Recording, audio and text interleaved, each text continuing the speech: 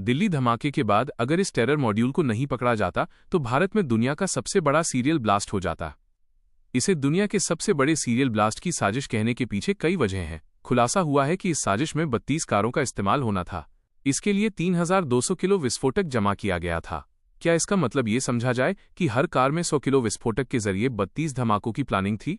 जब दिल्ली के लाल किला पर एक धमाके ने 13 लोगों की जान न ले ली, 20 से ज्यादा लोगों को घायल कर दिया, आधा किलोमीटर दूर तक की इमारतों के शीशे तोड़ दिए, तो सोचिए ऐसे 32 धमाकों से क्या होता, या फिर 3200 किलो विस्फोटक वाले धमाके से कितना नुकसान होता। सिर्फ सोचकर कोई भी अंदर से कांप जाए।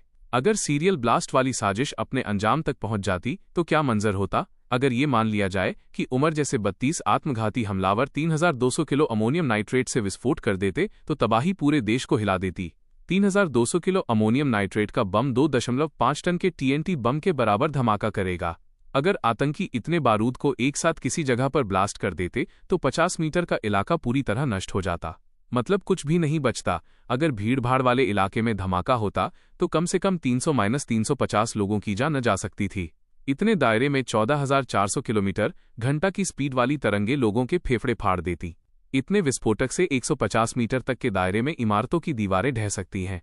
करीब 400 मीटर इमारतों में लगे कांच टूट सकते हैं और करीब 800 मीटर तक तेज कंपन महसूस हो सकता है। 3200 किलो अमोनियम नाइट्रेट का असर क्या होता है, उसे आप एक पुराने धमाके में हुई तबाही के जरिए समझ सकते हैं। 1995 में अमेरिका के इतिहास में सबसे बड़ा बम धमाका हुआ था। इस हमले में 1800 किलो अमोनियम नाइट्रेट का इस्तेमाल हुआ था। इस हमले में 168 लोगों की जान चली गई थी और 600 से ज्यादा लोग घायल हो गए थे। इस हिसाब से 3200 किलो अमोनियम नाइट्रेट कम से कम 300 लोगों की जान न ले लेता और 550 लोगों को घायल कर देता। अगर ये धमाका किसी भीड़ भाड़ वाले इलाके में कर दिया जाए तो मौत के अनुमानित आंकड़े बढ़ भी सकते हैं। 3200 किलो विस्फोटक क्या कर सकता है, इसका एक अनुमान दुनिया के सबसे बड़े सीरियल ब्लास्ट के आंकड़ों से लगाते हैं जो भारत में ही हुआ था।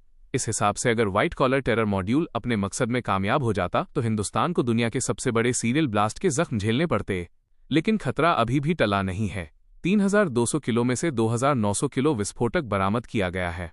बाकी का 300 किलो विस्फोटक कहाँ है, इसका पता नहीं चल पाया है। अभी तक इस टेरर मॉड्यूल की सिर्फ 3 कारें मिली हैं।